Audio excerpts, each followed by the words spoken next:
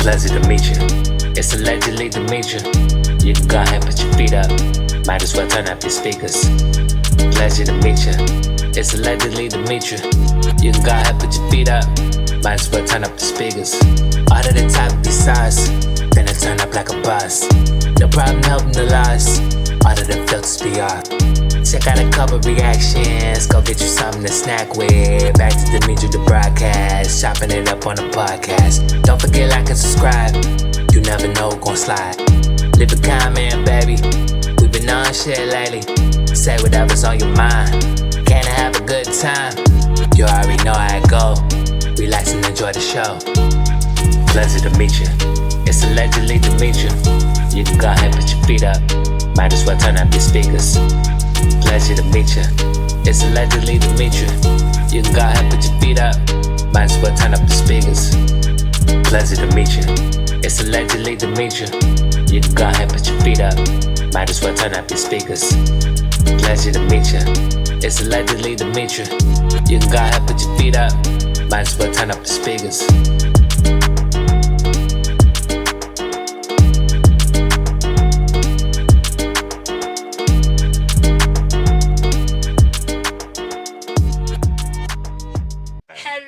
Hello, everybody. Yes, sis. Hi.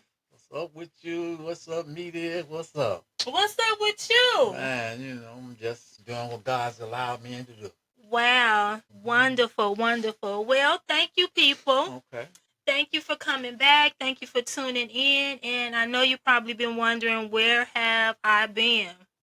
Well, I've been waiting on this guest, and you have been waiting on him as well. We have him here today. Everybody been wanting to hear his comments, his story, how he's doing, how has God been good to him. So good.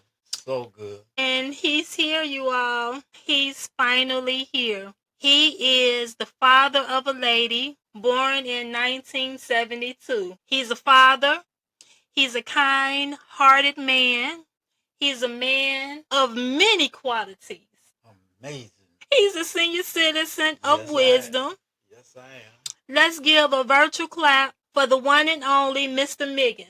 I'm so glad to be here with my baby. Your baby? Yeah. Who am I to you? My firstborn daughter. Really? Yeah. Wow.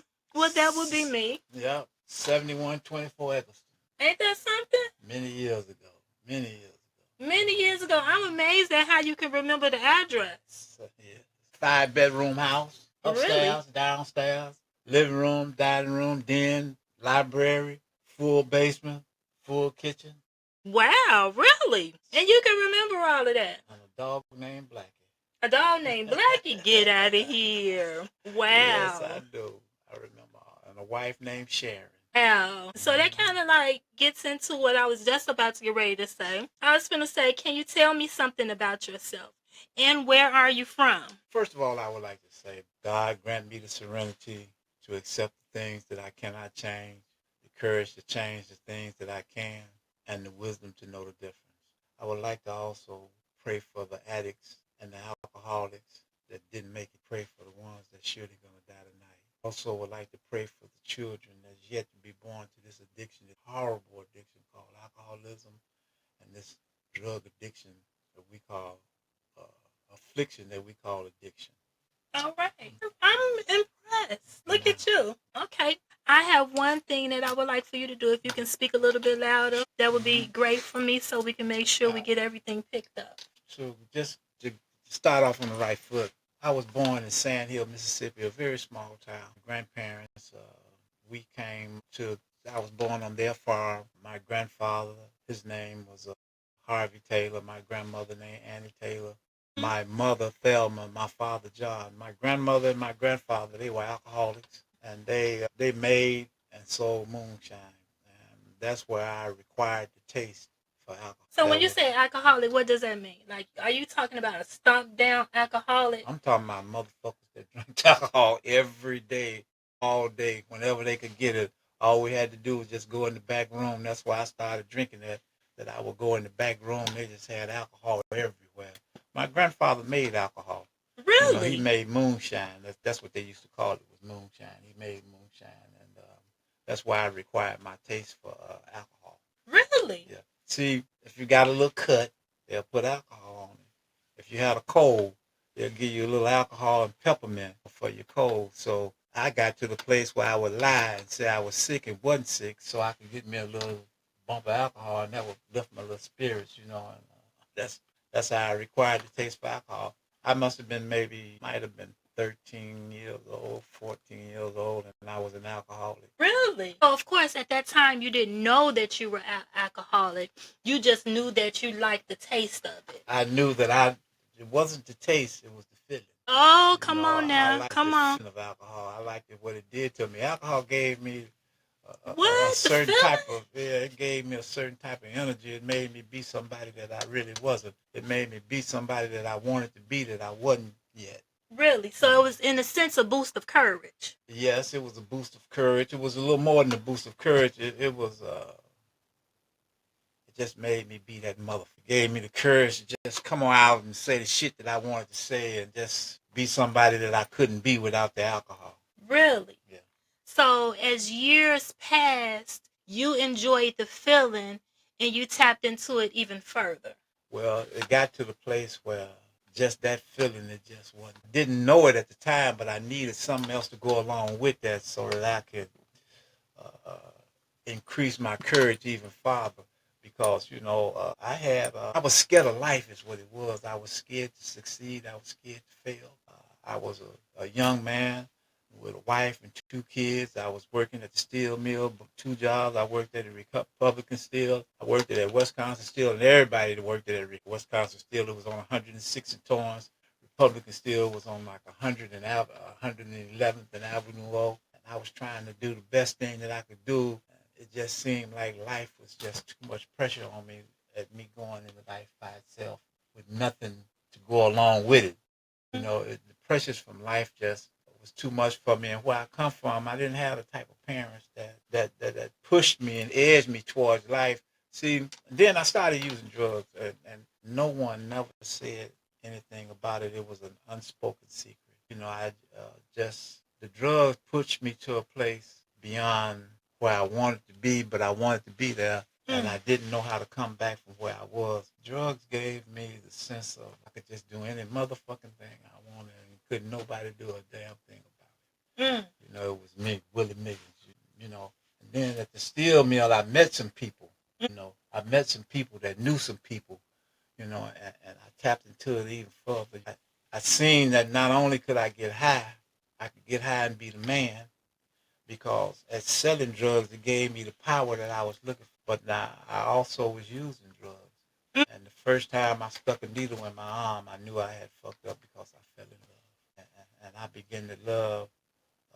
I began to love those drugs more than myself. I began to love those drugs more than life itself. It was just I was addicted to the drugs. I was addicted to the lifestyle also. Let me tell you that.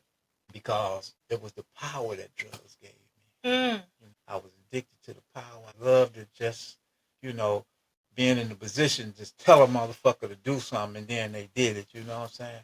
I didn't know that one day that I would be in the position for motherfuckers to tell me like I was telling people.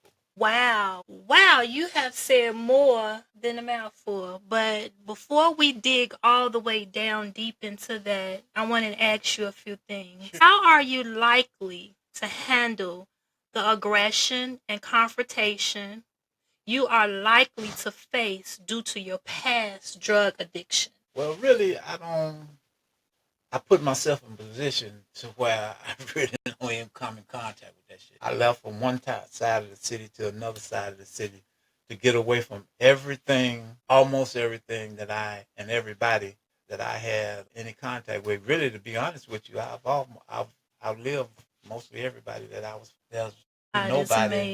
There's really nobody to have a confrontation with me, and then I'm still that motherfucker though. I still do something to you. As simple as that. I still don't play. You still don't play? No, not at all. That's my father, y'all. That's my father. So when y'all wondering where she get all of that firmness that put you in your place, that's where I got it from.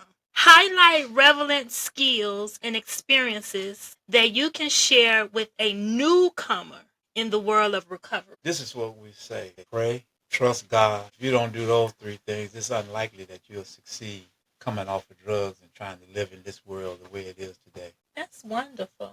That's wonderful. So do you come in contact with a lot of newcomers? Yes, I do. It's a lot of newcomers, try to help them whenever I can. It's called service work. Wow. So let's go back just a little bit because we dipped in and we dipped in really fast. Of course, because we've been waiting and people have been asking for your face to show up on this podcast. This is Allegedly Demetria. Well, here I am. And we have jumped right into everything. Well, see, there's no need to even play with it. Just jump on in, get in where you fit in. I ain't mad. You are absolutely right about that. So we do know the story of people that know me and people maybe that don't know me. People that know me sometimes have heard me talk about where I come from. I come from the south side of Chicago. Are you from the south side? 5th Street. 5th Street. The greenhouse. The greenhouse, to be exact, right?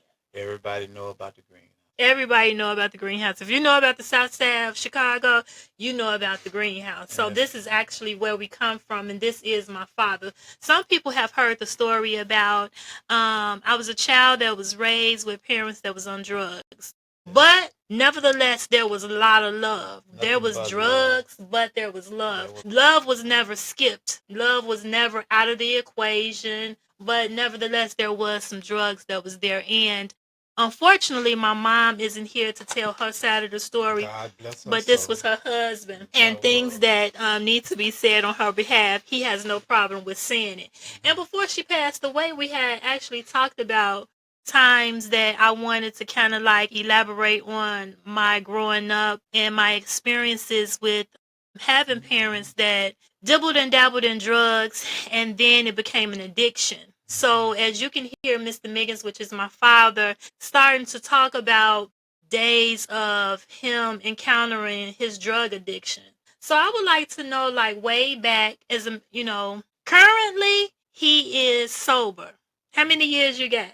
Well, I haven't had a drink of alcohol in 36 years, and I often say, thank God that I call it BC. That's before crack, beer before fentanyl.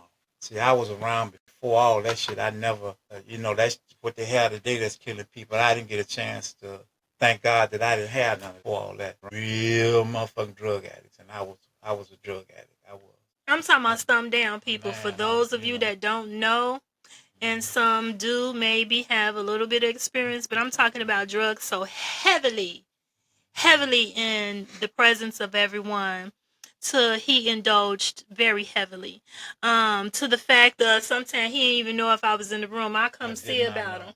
Put everybody out. Everybody got to go, because when it's his daughter time, it was his daughter time. Yeah. I ain't had no problem with that. Some of them didn't like me and some of them did. I'm standing up there with a bloody shirt. Don't even know she in the room. Blood all on my shirt, neck. Did y'all hear that? Me shooting dope in my neck, and I don't even know my baby is in the house. Did y'all hear that? But I never gave up on him. How about that? Nah. For those children that's out there that's dealing with these situations, remember, don't give up on your parents. Because if it was you, they wouldn't give up on you. Go to the extreme. Go to the extreme. Make sure you show them that extra love. Make sure you show them that you care. Throw your arms around them in the middle of their addiction. I'm talking about heavily. But I gotta tell you, she told me my leg was fucked up, and they wanted to cut my leg off. I had a sore on my leg for 17 years. It wouldn't heal. She said, oh, man, you get that leg cut off, I ain't gonna push you in no wheelchair. She loved me, but she wasn't gonna push me in no motherfucking wheelchair. Now, I meant that. I ain't gonna lie, y'all. I meant that. And at the same time, I was using it for a scare tactic for him. But I did mean that thing, because I felt like there was no need for that leg to come off when you can do a little bit better. Come on now. Because at that time, he was... I got both legs, too. By the way, he got both legs. And let's talk about it while we're on the subject of this. Have you ever been incarcerated due to drugs? I've been locked up, but I never been to the penitentiary. And I thought that was so beat the system and had never been locked up. I had never been to the penitentiary, you know, and I felt really good about that. Wow. I was locked up and I just never thought about it. Wow. You know, my heart was locked up. I stole time. I might as well have been locked up because I stole time from my children. I stole time from Demetria, Rodney, wow, Janetta, and Tony. Wow. And little Willie hadn't been born yet, you know, but he come along. Demetria was much older when he was born, but I stole time from him. Wow. So that kind of taps into a question that I have for you. The question was, how did being addicted to drugs affect your parents, your wife, and your parenting? My wife, well, you know, me and my wife, I loved my wife, but me and her used drugs together. You know, so now we did the best we could by parenting. But what kind of drugs, Mr. Miggins? Heroin. What was the drug of choice? I was an alcoholic and a heroin addict. Did y'all hear that? And I'm a cocaine heroin. head. Did y'all hear that? We talking about stumped down drugs. We ain't talking about no marijuana. This marijuana, right come on. This arm right here. Put enough. Y'all drugs, hear that? I put enough drugs in this arm right here to buy me a motherfucking Empire State Building. This one right here, several condos. Y'all hear that? We talking about stumped down drugs. We talking about. Like now I don't like that word, Dolphin. She don't like for me to use because that word, but you know, look, I was stomped down, greased and grimy. I was a snake, dog, and a vampire. I bark at you, bite you, suck your blood. That's what I really was. Now, I understand that, but the word dolphin I just don't like. Because, you know, people that have some street knowledge, they know what dolphins are, right? Now, he really, really got high, stumped down high, to where he didn't even know that you were in the room and would make these crazy noises like animals. So he was totally out of himself. But at the same time, we all know what street people did to dope fiends, and that wasn't even gonna happen. That was not finna happen. So I don't really like. I wasn't that kind of dope fiend. Wasn't no motherfucker. Wasn't nobody no punks, right? Don't do nothing to me. See, that's what I'm saying. His name was high ranked up in there. If y'all don't know, check about the greenhouse. You see what I'm saying? So I ain't like the word dope fiend, but he was using drugs very heavily. So how did it affect your parents? Now you spoke on your wife.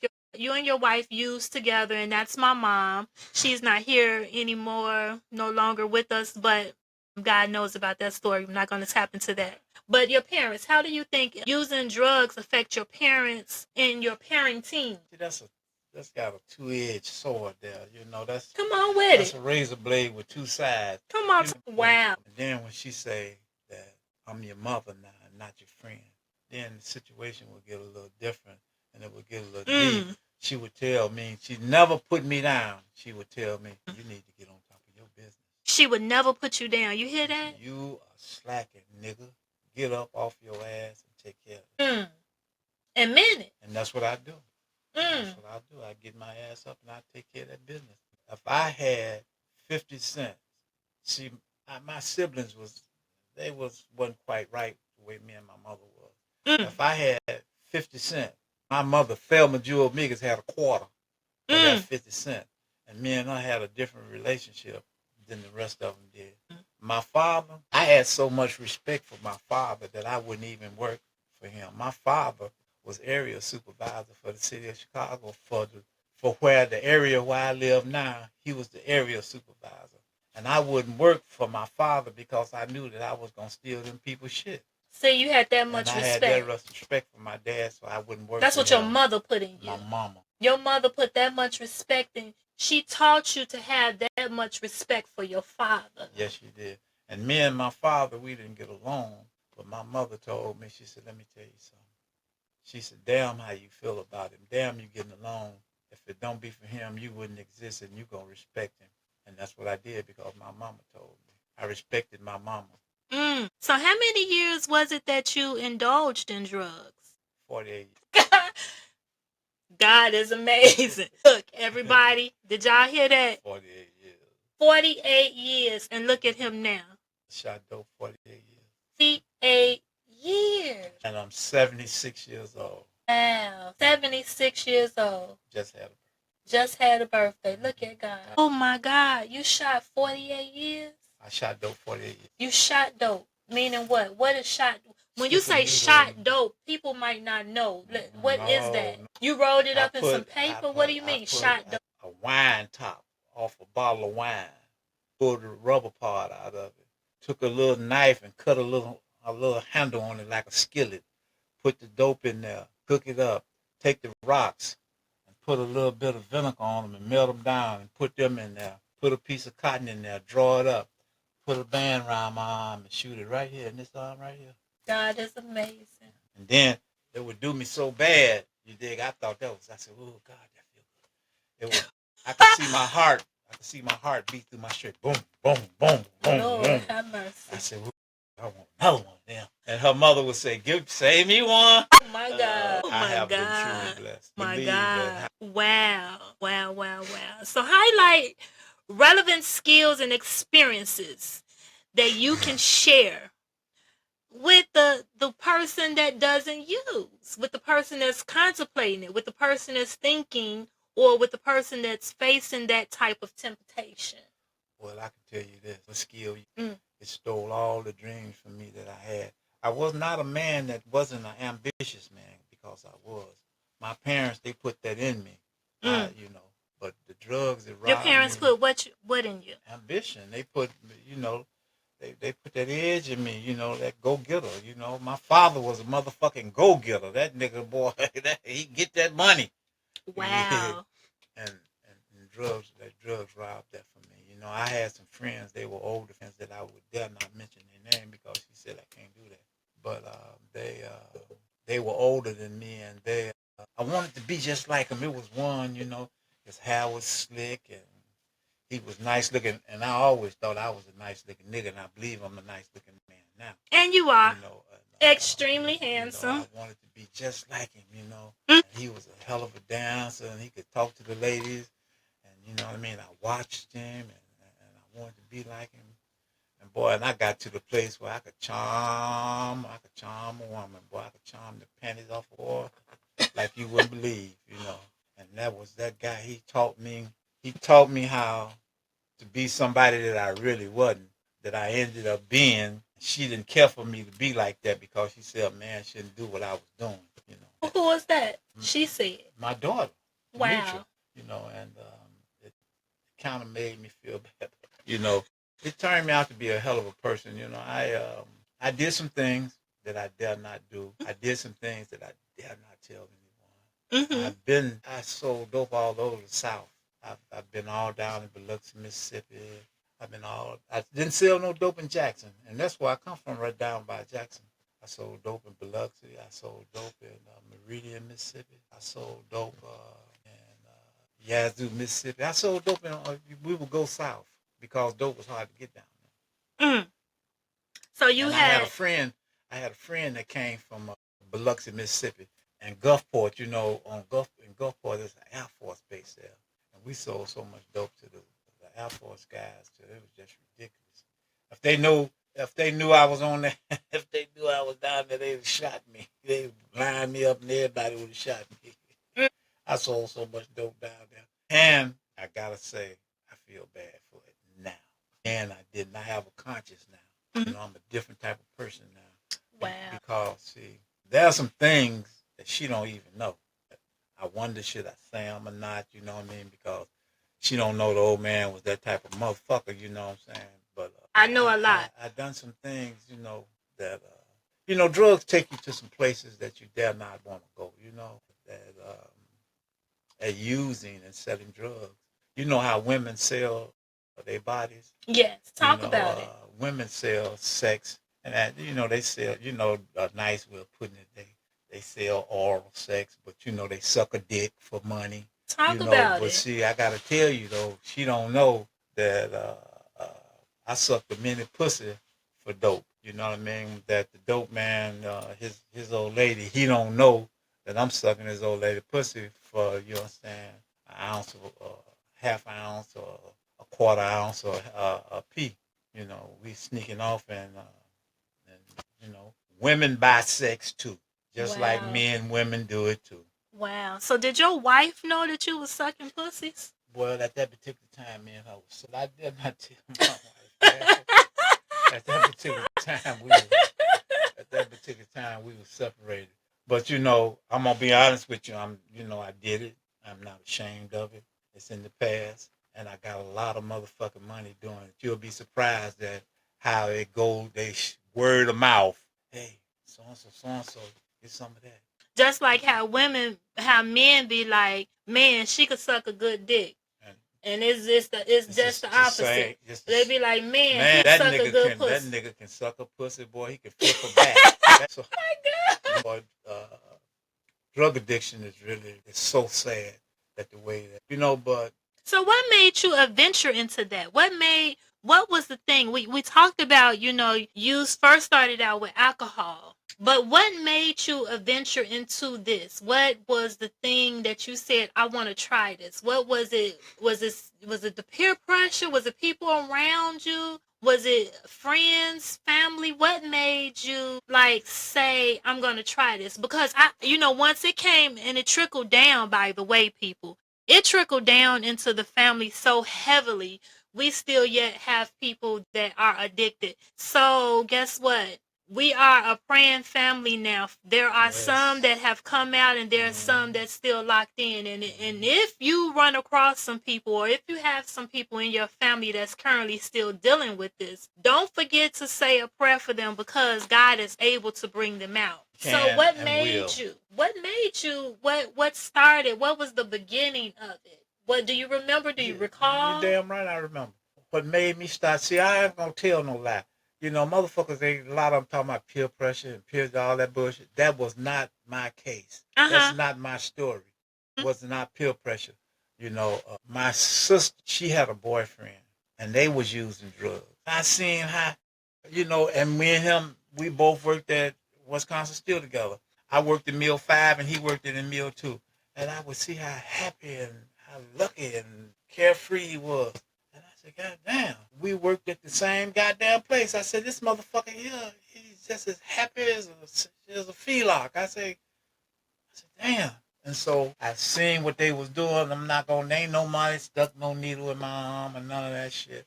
I did that myself. Swole my arm up 5 or 6 times trying to learn how to do it. And then you became a master. And one morning, I fucked around and stuck it in there. And I said, ooh, wait. When that shit stuck that needle in my arm and shot that dope in my arm, it started at my head, just eased on down. And when that shit got in my crouch, I said, God damn, this is it. Wow. This better than pussy. Ooh, wow. God, this is it. Wow. And that was the beginning of my downfall. Wow. Wow. I was 23 years old. And before I was 24 years old, I was a full-blown heroin addict with a job, working 2 jobs, a wife, 2 kids, and we owned it a home. Wow.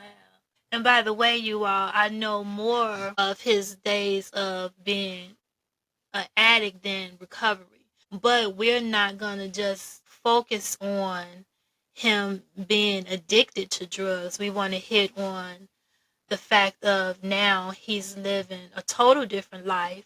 God is amazing. He's in recovery. And how many years has it been? By the way, I'm super proud of you. Thank you so much. March 24th made it be 26 years that I haven't shot no dope, no rocks, or no powder cocaine. How many years? 26 years. Wow. God has... And I need to say that. This ain't nothing that I did. It's nothing but God. It was my old sponsor. He had taught me a trick that really helped me. So you can't do this without God. I don't give a fuck what nobody tell you. If God ain't in it, this don't work. If God ain't in it, recovery don't work. Ooh, you got to have some type of God. You got to have somebody that you believe in more than you believe in yourself. You got to believe in something, somebody, in order to get through this. You gotta be, God gotta be in this. And my old sponsor told me, I told him I had a problem with praying. And my father was a deacon of the church. And I had a problem with praying. And so he told me, he said, look, you got to put your shoes on in the morning. I said, you're right. He said, get down on your knees and stick your shoes up under the bed as far as you can stick them under there. He said, when you get up every morning to put your shoes on, you're already down on your knees, pray. And so that's how I started praying. I would have to get out and get my shoes. I was living in a recovery home. It was called HSI, Habilitated Service and Cooperative. And I'd get down on my knees and I'd reach up under the bed to get my shoes and put on, down there I would pray. Also, I would pray for another pair of shoes because I ain't have that one pair. Look at God. Look at God. God is so good to me. Wow, he has been amazing in your life. All right, what do you love the most in life now? Like when you think about where you come from and where you are now, what do you love the most in life? Well, I love my total existence. I love life. You know, I love life itself, and I love that. Is that something that you always could say? That you loved life? Yeah, I can honestly say that. I ain't never been to the place where I want to kill myself and all that shit. I ain't never been like that, y'all. That wasn't never none of Willie niggas. My life was so fucked up till I didn't know which way to go. But I never wanted to go down. I never wanted no dirt in my face. I ain't never was like that. That was never me. And by the way, we have been at death's door with him. Yes, I have. I took sick. And they say, well, hope and pray for the best, but look for the worst. He won't live the night out. But never once did I think that I was going to die. Everybody else said I was going to die. You know, but never did I think I was going to die. It was to the point to where I seen, that's kind of deep right there.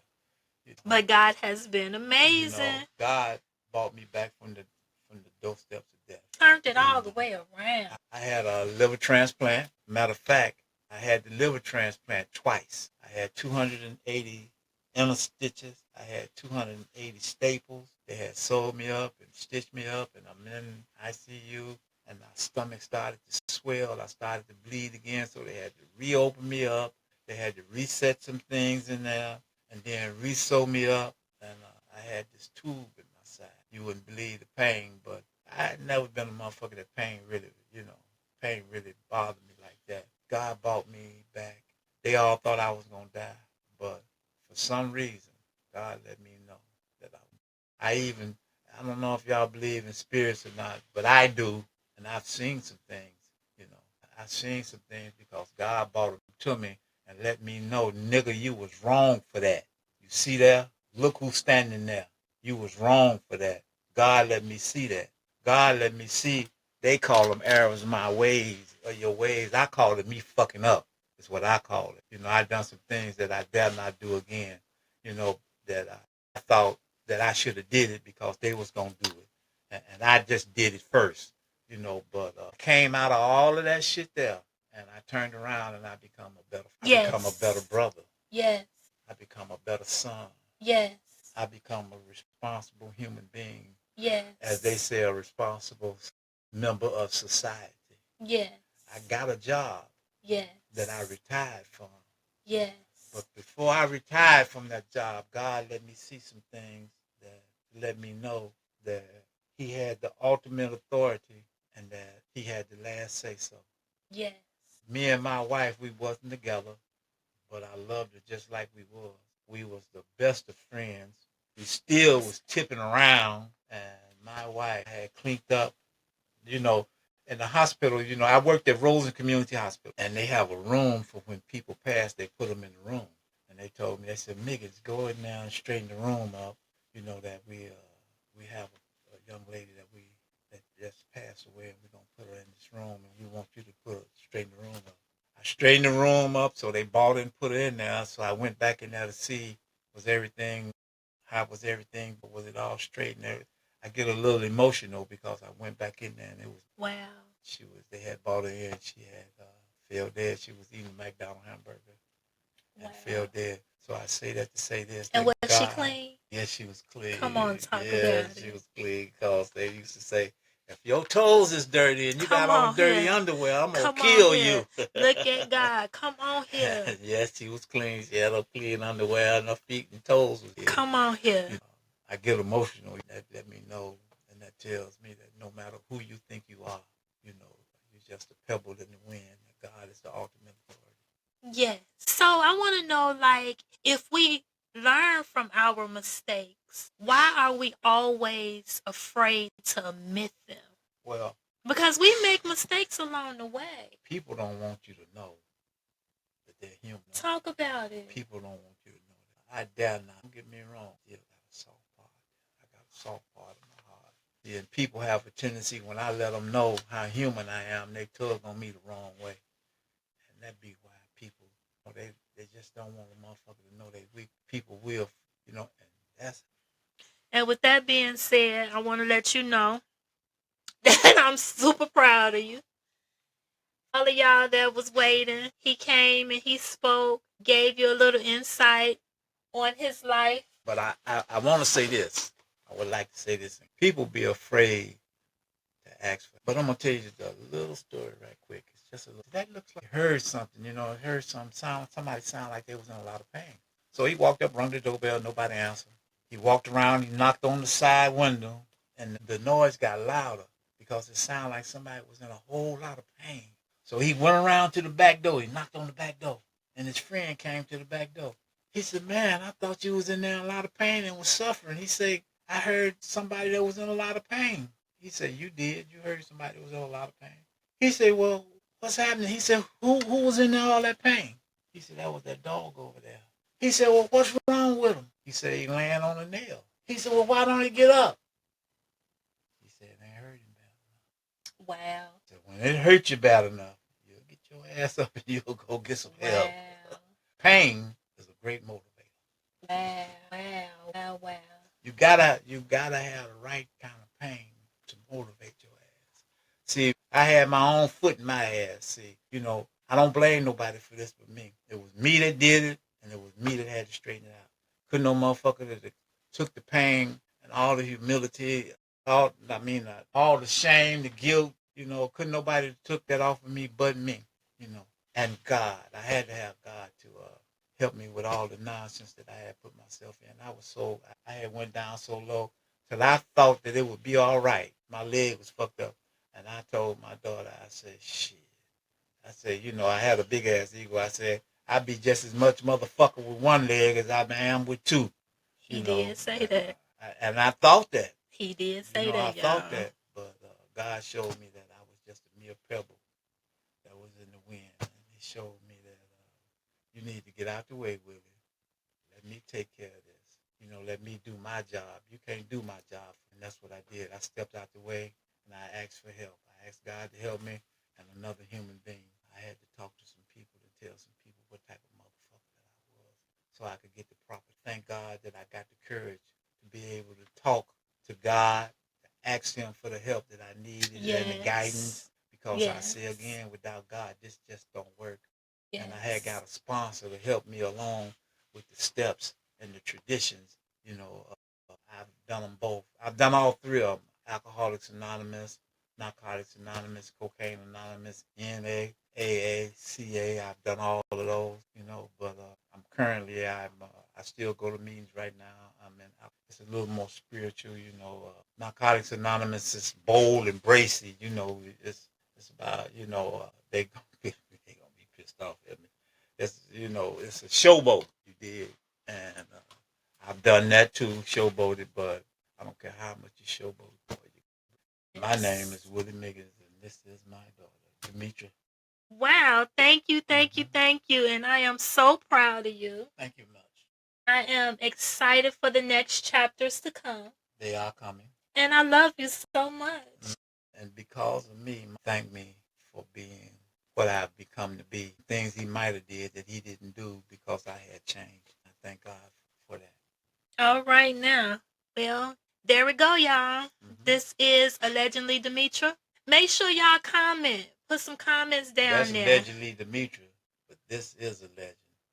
Did y'all hear that? And if your grandson listen, if he get a hold to this, guess what? Put him on that rap, y'all. Put him on the beat. He said he is a legend and he ain't lied. Guess what? This is Allegedly Demetria. Make sure y'all comment, share, and don't forget to like and subscribe. Subscribe to my channel and share this. And guess what, y'all? Until next time, this the way we like it.